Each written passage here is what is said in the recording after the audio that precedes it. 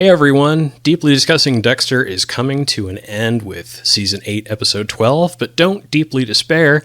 We've got an all-new podcast starting up to take its place. The Deeply Discussing Movie Podcast takes the episode-by-episode style and switches it with streaming movies. Every week, Aaron, Brooke, Zach, and I, as well as some new voices, will discuss a movie you can stream at home and then come listen to our discussion.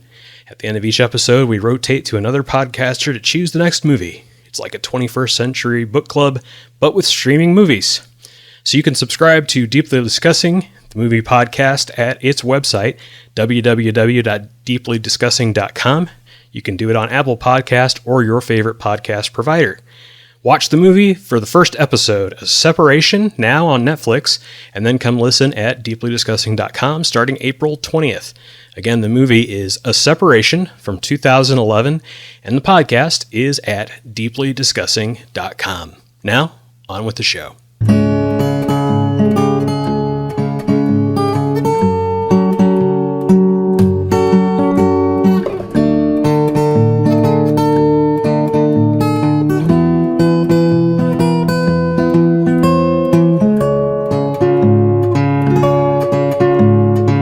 Welcome, Blood Brothers and Sanguine Sisters, to Deeply Discussing Dexter. I'm your host, Dale Maxfield. I'm joined by Aaron Caldwell. Hello. Brooke Merritt. Hi, I guess. And Zach Rowland. Hey! And on this episode, we're discussing Season 8, Episode 8, Are We There Yet?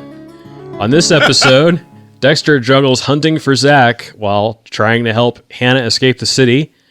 Deb is deeply invested until she isn't. There's a family dinner, and look at the big brain on Zach. What did you guys think of this episode overall? The worst of the worst, the very worst, the worst. Hated it. I just love, I love everything that Brooke has given us so far. I cannot remember people's names at all. Glad I've made an impact. Hundreds it's funny some episodes later. You gotta quit doing Rohypnol before the show, Zach. Really? No, it's not you. It's not you. Such a Lila. Yeah, I think it's funny because it's Are We There Yet? And I'm sure that's what Brooke's been asking herself since like season 2. It's the 5th to the last episode. We're close. True. Like, Yeah, I didn't hate it like a ton. I didn't love it, but at least there was like some momentum forward. So, you know, it's fun to see this dynamic between Dexter and Zach and how stupid Zach is. Like his comedic relief is enough for me to not hate it. That's what I hated the most. I liked this episode a lot better than the last one. Yeah. I thought the last one was just such a waste. And this one, while a waste, it at least is starting a slow trudge towards something. But man, like, they spent so much time building up plots to just abandon the crap out of them in this episode. Mm-hmm. This episode, like, I have less than a full page of notes on because there is so little momentum. Like I said, slow trudge. But last episode, the only thing that happened in the last episode, outside of Cassie dying at the very tail end, is they reintroduced Hannah. Everything else was superfluous. Like it had no point at all. This episode at least ties into the overarching story. Yeah, we'll see about that. It starts with resuming at Cassie's murder scene. Oliver has an alibi, and Dexter strongly suspects that Zach killed Cassie. Dexter and Hannah agreed to work on getting Hannah out of town with a new passport. Dexter finds that the blood under Cassie's nails is a match for Zach. Masuka introduces Nikki as the new lab intern. Nikki is Masuka's daughter. Quinn thinks that Zach is responsible for Cassie too. The photos of Cassie's wounds match Norma Rivera's. one, can we call her daughter boobs? And two, like, I actually enjoyed the scene where Masuka comes in and kind of strong arms Dexter into agreeing that they need an assistant. I thought that was amusing. Like, don't you think it'd be great if we had an assistant to get through this backlog of stuff? That would be fantastic, wouldn't it? Oh my God, we should get an assistant. I'll respond to your points in order. No, and sure, why not? Rude. Deb pressures Dexter to get Hannah out of Miami.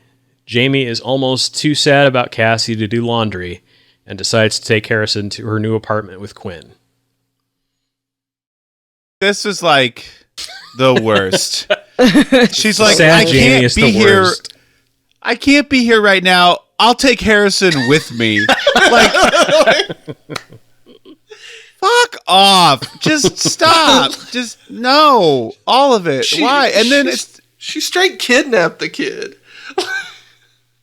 so dumb. It's just so, and you don't even live with Linguista anymore. Whatever. What's oh God, I can't remember his name. What's his fucking name? No, Zach Batista. has amnesia. His name is Robert Paulson. No, it's Angel Batista. Oh, I got it wrong. Yeah, no, she's living with Quinn now. So now Quinn's got a fucking kid in his like condom zone, and so there's just condoms everywhere. So then Harrison thinks there's balloons everywhere, and it's just a whole thing. I just love the business of poor Amy Garcia sadly putting laundry into a basket. See, this episode is fantastic. It's so ridiculous. And then she walks down to the laundry and she tells Dexter, "I'm too sad to be here. Don't worry, I'll take Harrison with me. I'll take He'll your hang out at child. Quinn's apartment." As long as you don't have to parent. Hopefully we don't destroy his mind with what we do in the bedroom. Ugh. Deb tells LOA about all the reward money on offer for the capture of Hannah McKay and that she thinks Hannah is in Miami. When they arrive at the slip, the yacht is gone. Dexter and Hannah drive to the Keys to hunt down Zach. Dexter fills Hannah in about Dr. Vogel's part in his life. Going back to the previous scene with Deb and Elway, she comes in and she's like, "I think we should look into this. It's worth a lot of money. And I think she's in Miami, specifically right here at this exact spot." You think? Yeah. Well, if she wasn't such a bitch all the time, maybe I would listen to her. Exactly. I love that conversation. It's like, is there anything else? No, there isn't. Yeah, actually, there is. Maybe you could be less of a bitch. I don't know. That word's always gotten me into trouble in the past, but Deb is following Dexter using a GPS tracker. Elway calls. They determine that Kasner never flew to New York. Deb thinks that Hannah probably killed him. Dexter gets to Zach's hotel room. It's set up as a kill room, and he has a set of knives like Dexter's. Quinn shows Oliver a picture of Zach. Oliver says he looks familiar, but he doesn't know him. Zach returns to the room. Zach did not kill Cassie. He's been after a guy named Sean. Zach has seen proof that Sean is a killer. His dead body is in Zach's trunk. Someone put a razor blade under Zach's car handle. Dexter wonders if that's how Zach's blood ended up under Cassie's nails.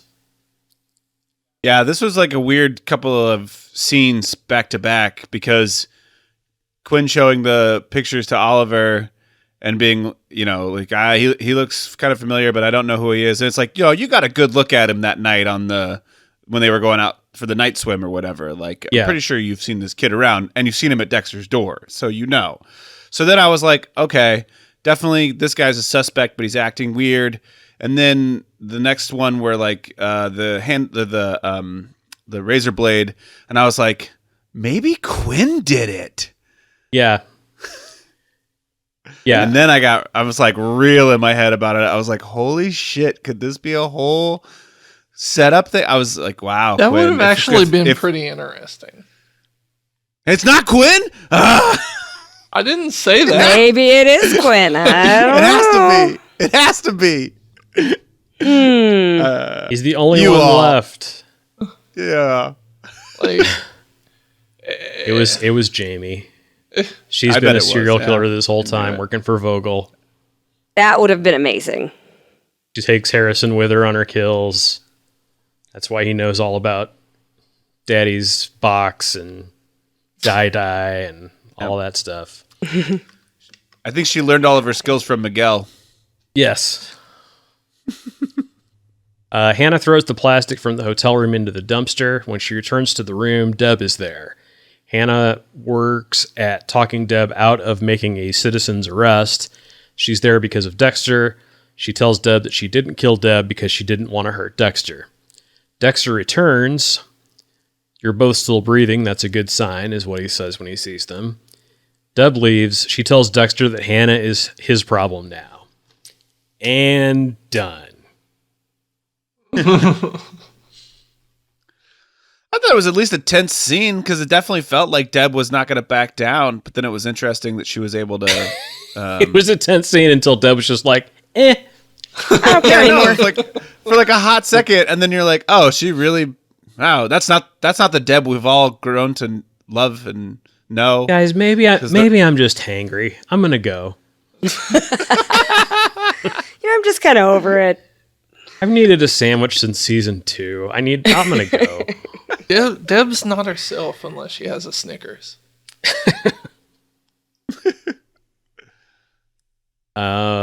Zach, Dexter, and Hannah have dinner with Vogel.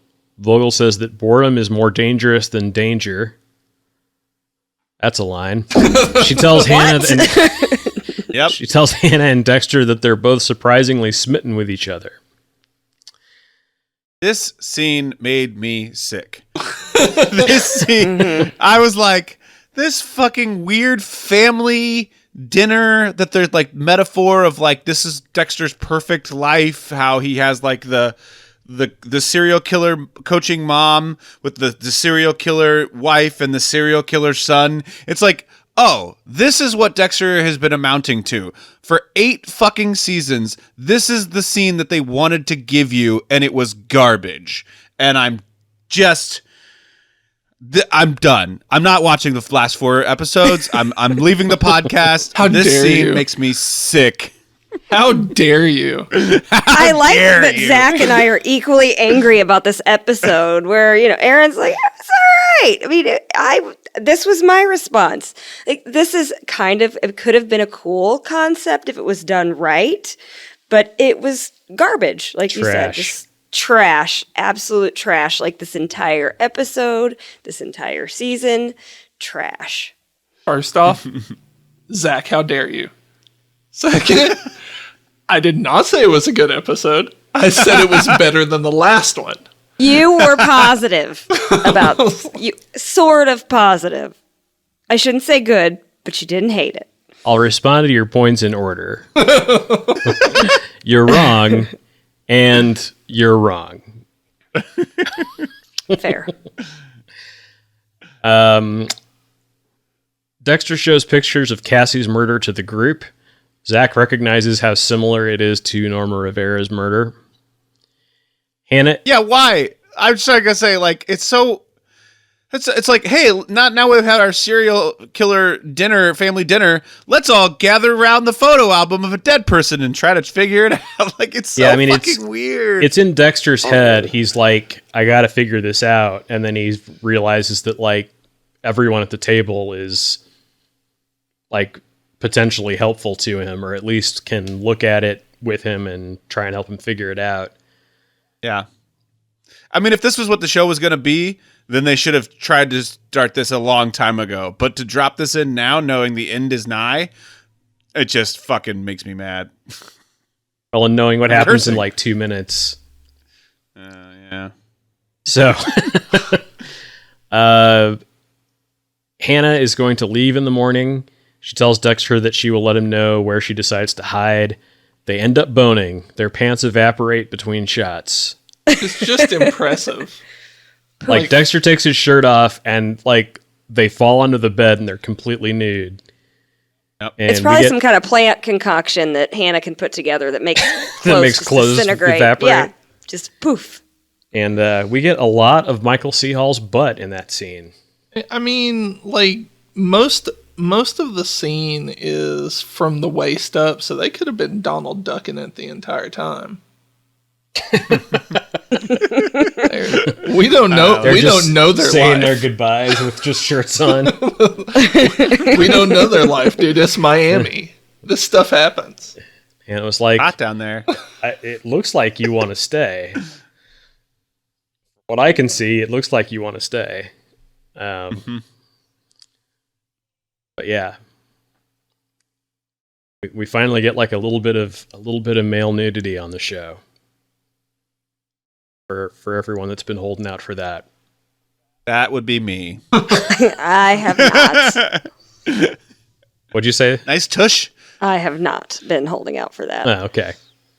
Oh, but that tush though, it's a good tush. I was fine Would without be it. different had it been Masuka. Oh, Nobody yeah. wants to see that. I would have stopped watching immediately. I would have quit like Zach. You'd lose us I both. feel like Brooke would have been there for that. No. Nope. I quit, but I came back because I got to see what happens with this garbage fire. Dexter returns to his apartment. Zach's body is sitting at his desk, his brain removed. In the closing montage, we see that Vogel has a new piece of brain from the brain surgeon. Deb takes her uniform out of the closet. Dexter dumps Zach's body. Elway calls in a tip about Hannah McKay. And Dexter finds Hannah just as she's about to leave and asks her to stay with him. See? So much plot. Nope. Yeah. This final montage just was just like I was so confused. I was so lost. I don't know what to think. I don't necessarily like feeling like that when I'm watching a show like this. What was confusing about it? The brain surgeon thing for sure. I mean, I think it was just like the fact when we see Zach, the brain's missing, the brain piece is there, then she has the brain piece, and then I don't know, like, I guess I'll find out. I mean, it's a cliffhanger. The implication is that Yates was not actually the brain surgeon.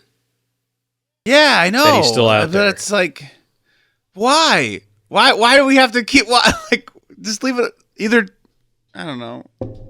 The real question is, like, why did they go to all this trouble setting up Zach Hamilton to just kill him as a cliffhanger? Yeah. Well, here's another thing. From the time Hannah shows up at the tail end of episode 6 to this little montage here at the end, absolutely nothing in between there was necessary. It never comes back into play. The only thing that matters is Hannah's back and then everything that happened in that last 30 seconds. Like, it's... Ugh. There was no point of the last 2 episodes. No, none. And that's a big problem with season 8 in general, is it's like they wanted to use up every single idea that was left for the show in the last season. And so every idea gets a 2-episode arc and then it's over. So it's barely established before it's gone. We don't grow accustomed or attached to any of this stuff. And it just keeps recycling and recycling and recycling. Like, they were going to bring Hannah back. Okay. Why not before the 6th episode? Why did they wait till the 7th episode to really reveal that? And then by the 8th episode, they've pretty much ended every plot thread from the first half of the season. Was this after Chuck, or was she filming Chuck at the same time? I don't really have... I try not to think about Chuck. I think it was after. I think. I'm not sure, but... I'm pretty sure it was after, though. When was Heroes on? Because that's when Chuck was on. 2006. There you go. So this was definitely after. Oh, yeah.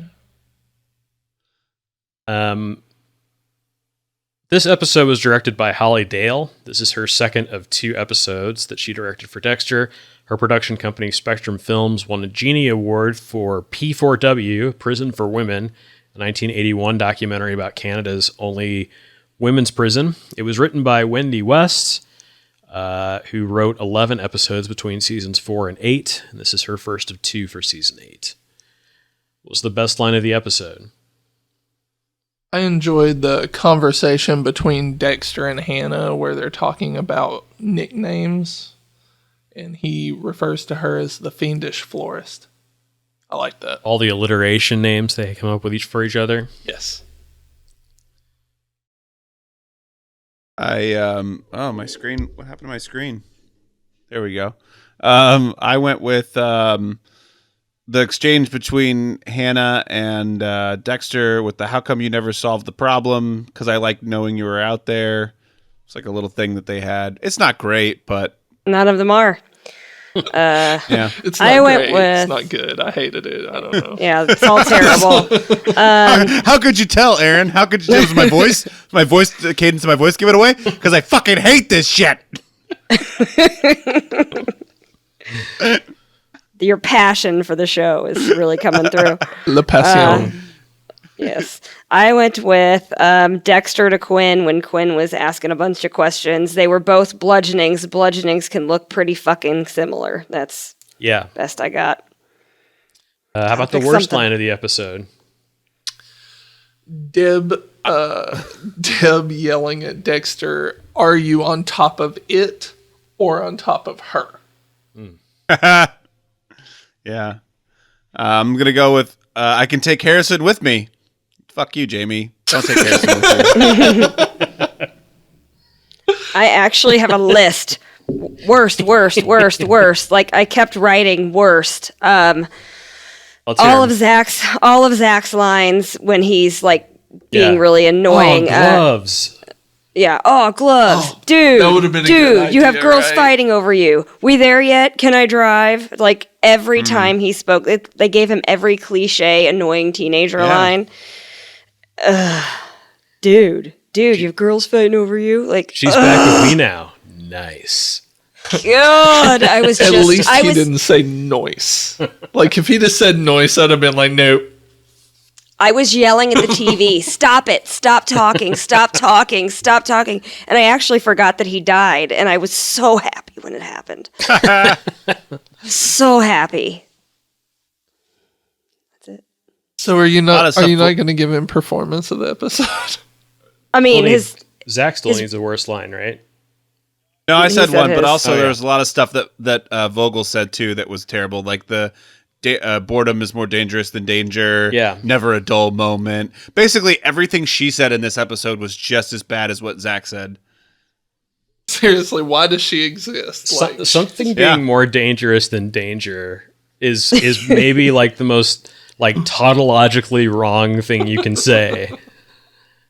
I think it's like she's like, masturbation is more dangerous than danger. You're like, what? Why? Red is greener than green. No, it's fucking not. not at all. That's not how words work. Yeah, it's like their dialogue is on both ends of the spectrum in the worst possible ways. Like really, really bad, pretentious on one side and way overdoing the stupid, idiotic kid lines. Can I drive? Are we there yet? Oh my God. I wanted to quit. And I'm still a little angry now, Dale, that you even asked me to do this. I'm having a lot of resentment after this episode. I'm feeling resentful. I'm just very upset and I want it to be over. So close. See, I mean, not close enough.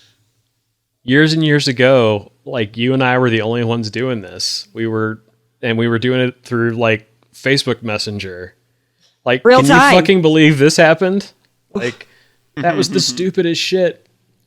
Yeah, we hated it then, but it didn't hurt as bad as it does this time. Now it just hurts. It brought hurts us back me. together. It's nice, but there are probably Friendship. better ways to reunite than this, because I don't know. See? This is going to destroy it all. And he never heard from Brooke again. This is going to end, and I'm going to throw everything out. block your bonded. number. We hadn't hung out really since we were like 18 years old, and Dexter brought us together.